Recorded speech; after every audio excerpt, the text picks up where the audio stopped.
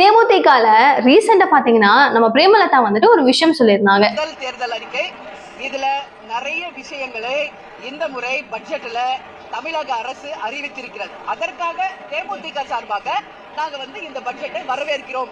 முதலமைச்சர் அவர்கள் அறிவிச்சிருக்கிற ஒரு விஷயமும் சூப்பர், பட்ஜெட்ல சொன்ன விஷயங்கள் எனக்கு பயங்கர ஹாப்பியா இருக்கு அப்படின்னு ரீசெண்டா நம்ம வீடியோஸ்ல கூட போட்டிருந்தேன் நானு. சோ அதை பார்த்த உடனே நிறைய பேருக்கு ஒரு டவுட், என்ன ஆச்சு திடீர்னு டிஎம்கேக்கு ஒரு மாதிரி செவி சாய்க்கிற மாதிரி இருக்கே, ஒரு சப்போர்ட் பண்ற மாதிரி இருக்கே எப்படி அப்படின்னு பார்க்கும்போது, நான் பண்றேன், சப்போர்ட் பண்றேன், பட் ஏன்னு நான் சொல்லிடுறேன். அவங்க கொடுத்திருக்கிற ஒரு பட்ஜெட்ல கொடுத்துருக்க ஒரு கொள்கையும் கேப்டன் அவர்கள் சொன்னதை அவர் அப்படியே ஃபாலோ பண்ணியிருக்காரு.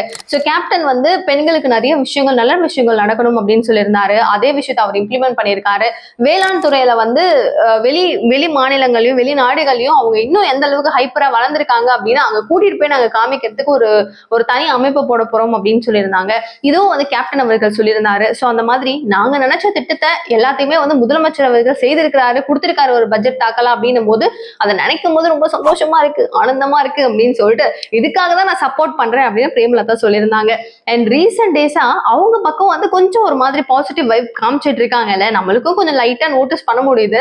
சோ இதுக்கு முக்கியமான ஒரு காரணம் ஏடிஎம்கே கட்சிக்கு ரொம்ப பெரிய ஒரு நல்ல பில்லரா இருக்கிறது தேமுதிக இல்லையா. சோ இதை அவங்க கொஞ்சம் அப்படியே விளாசி போமா அப்படின்னு சொல்லிட்டாங்களோன்னு தோணுச்சு. ஏன்னா இப்ப ராஜ்யசபா சீட் கிடைக்கும், எம்பி சீட் கிடைக்கும், அது கிடைச்சிச்சுன்னா நம்ம சூப்பரா அங்க சீட்டிங்க போட்டுடலாம். ஒருவேளை ஏடிஎம்கே ஆட்சிக்கு வந்துருச்சு அப்படின்னா நம்மளுக்கு ஒரு துணை முதலமைச்சர் அப்படின்ற இந்த பதவி கிடைக்கும் அப்படின்னு சொல்லிட்டு பிரேமலதா ஒரு கணக்குல தனியா இருந்தாங்க.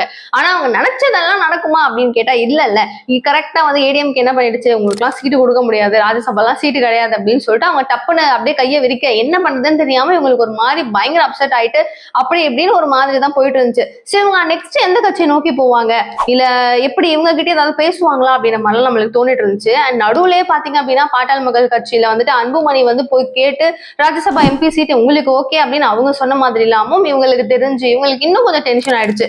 சோ இவங்க இந்த கட்சியில வேணாம், எனக்கு வேற ஒரு பிஜேபியில போறது கூட ஆப்ஷன் இருக்குன்னு அவங்க எல்லாம் சொல்லும் போது, நான் இவ்வளவு நாள் துணையா இருந்து இவங்களுக்கு பயங்கர பில்லரா சப்போர்ட்டா இருந்தேன், எனக்கு இவங்க ஏன் பண்ணல அப்படின்னு சொல்லிட்டு ஏடிஎம்கே மேல ஒரு மன வருத்தம் இப்ப பிரேமலதாவுக்கு கொஞ்சம் அதிகமாவே இருக்கு. கரெக்டா? சோ இந்த மாதிரி இருக்கும் போது இவங்க என்ன பண்ணுவாங்க இப்போ, சரி இவங்க சீட் முக்கியமா இவங்க போட்ட கணக்கே டெப்டி சிஎம் இது நம்மளுக்கு பொசிஷன் கிடைச்சிரும், அங்க இருக்கிறதுல நம்மளுக்கு கொஞ்சம் நல்ல ஒரு மாசு இருக்கும் அப்படின்னு சொல்லிட்டு அவங்க பிளான் பண்ணியிருந்தாங்க. ஏன்னா வடக்குல தென் மாவட்டங்கள் எல்லாம் ஒரு நல்ல ஒரு டெபாசிட் இவங்க கிட்ட இருக்குல்ல. சோ அதனால இப்படிதான் அப்படின்னு சொல்லி யோசிக்கும் போதே அவங்களே அவங்க தலையில ஆப்பு வச்சுக்கிட்டாங்களான்னு தெரியல.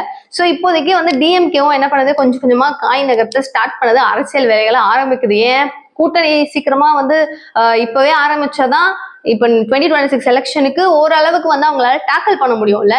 இப்பவே அப்படியே கொஞ்சம் டல்லு காமிச்சாங்கன்னா அவங்களே தான் கஷ்டம்னு அவங்களுக்கு தெரியும். சோ இப்பதான் இவங்களுடைய ஹாப்பி பர்த்டேக்கெல்லாம் ஹாப்பி பர்த்டே அப்படின்னு சொல்லிட்டு முக ஸ்டாலின் அவர்கள் எல்லாம் வாழ்த்து சொல்லி எங்களுக்காக சப்போர்ட் பண்ணீங்க நன்றி அப்படின்லாம் சொல்லியிருந்தாப்லையா.